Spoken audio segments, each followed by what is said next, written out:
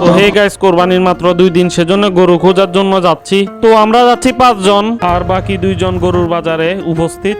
তো ভাইয়াকে বলতেছে হাই বলতে। এখন তো বৃষ্টির মৌসুম, একটু কাদা কাদা পরিবেশ, সেজন্য একটু সাবধানে হাঁটা চলা করতেছি।